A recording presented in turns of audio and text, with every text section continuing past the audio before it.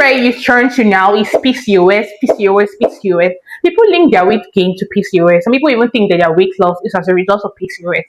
And then whenever you hear PCOS, the first thing that immediately comes to your mind is, oh my God, I will not be able to have children. But let me ask you a question. Do we actually understand what PCOS is? I mean, do we really know what this is?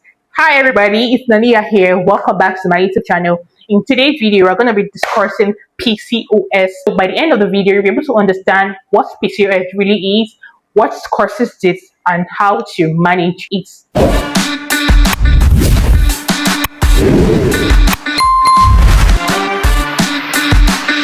First, we need to understand what PCOS stands for, right?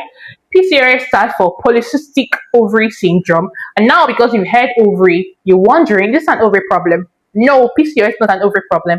It's a hormonal and metabolic disorder. That means that your hormones are not balanced, and two, your body is not using insulin very well. So that means it doesn't just affect your ovary, it affects your entire body system. In understanding PCOS, we need to take note of two very important key points. The first one is the androgen, which is the male hormone in the female system, and the second one is the insulin resistance. Okay, so now let's break this down briefly. The first one, which is the androgen. Naturally, women have a little bit of this in their system. Why? Because it helps with muscle development, bone strength, energy level, and your libido. So now, in case of PCOS, this androgen are too much, and we only need a little bit of it. So when they are too much, you start to see acne, facial hair, body hair, and the thinning of the scalp. So it is not that it is not necessary for us to have this hormone, but it is just too much for something that needs to be balanced. Okay, that way you hear hormonal imbalance. Get what I mean? Then secondly, insulin resistant. I'm sure a lot of people have heard this thing, but they don't really fully understand what this means. I'm going to explain this to you clearly, like layman term. Naturally, your body produces insulin to move sugar from your bloodstream into your cells so that this can work as your energy. Now, in the case of insulin resistance, due to the fact that maybe you take a lot of high sugary food, you snack a lot, or genetics or hormonal imbalance, due to all these things, now your insulin production becomes too much, and because it's now too much, the cells now get overexposed to it. So they tend to now ignore the insulin. Let's say, for instance, you move to a new location, right? And that new location, you notice that, okay, there's a church nearby, and then they're always producing loud noise, like they're always producing loud noise. Initially, you're going to react to it like, what's going on? Like, you people are disturbing me, that kind of thing. But over time, if it continues, it just gets used to it, just absorb the noise and continue to live with it, right? So that is the case for the cells too. So the cells, over time, they now, ignore the insulin, because it's not like a normal occurrence for somebody that likes to take so much sugar, or if it's a genetic figure. So now what the insulin does, they now produce more insulin. As the cell is ignoring the insulin, they produce more insulin to counter the sugar level. Because of this, there is excess insulin production, there is more fat storage, and there is more hormonal imbalance. Now, this is this excess insulin. It triggers even more production of androgen. It triggers weight gain, and it makes it harder for you to lose weight. So that's a cycle. And now some signs and symptoms that you see to actually suspect that, yes, maybe I really do have PCOS. The first and common one is irregular period, or the missed period consistently. So if you have an irregular period, or you've consistently missed your period over a period of months, please get checked. The second one is the difficulty getting pregnant. The third one is the acne that do not react to normal treatment, and also facial hair and then body hair. Then lastly, the dark patches around the armpit, the neck, and the groin. Okay, but if you're experiencing one of the symptoms, that doesn't mean you have PCOS. But if you are then experiencing multiple signs of these that I just mentioned, then you should go get treated. Also, as we all know, there are some misconceptions that are surrounding this PCOS thing, and one of the misconceptions is PCOS means that you're gonna get pregnant. That is a freaking lie.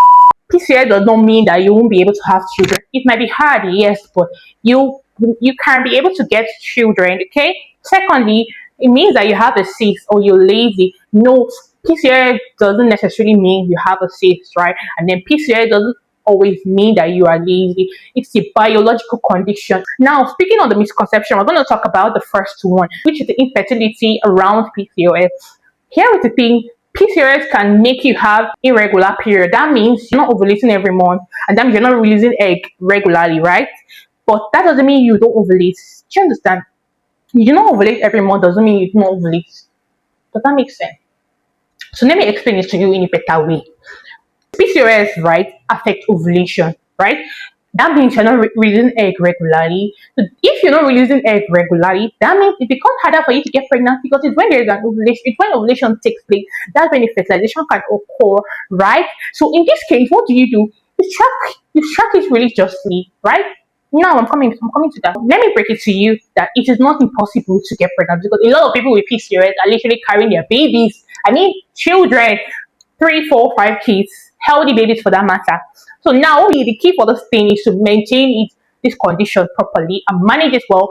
Then you can be able to get pregnant. Here are a few things that can increase your fertility chance. The first one is to monitor your insulin or to regulate your insulin sensitivity. 2, you maintain a healthy body weight.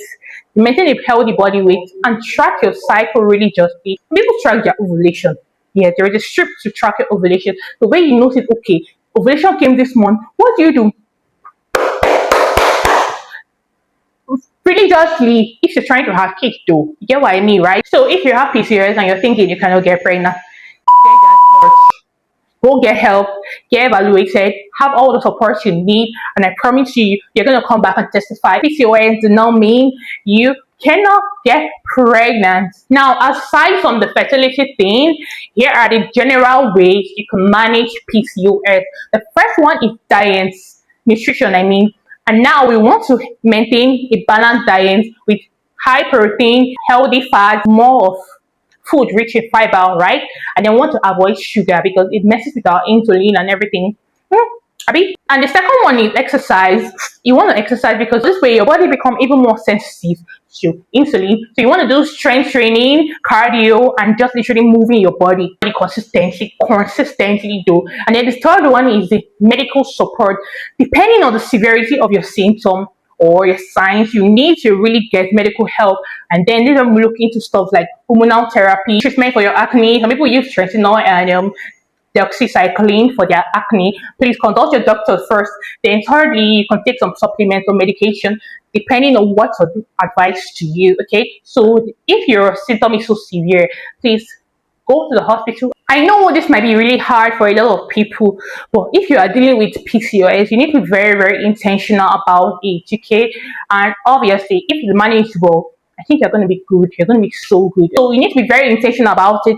Understand your body because everybody's system is so different. So understand your body and understand how it works. Then work with your body and do not work against it, okay? If you're the type that loves to take enough sugar and you notice, oh, PCOS, please avoid sugar. Go to the gym and do all the stuff I mentioned in this video.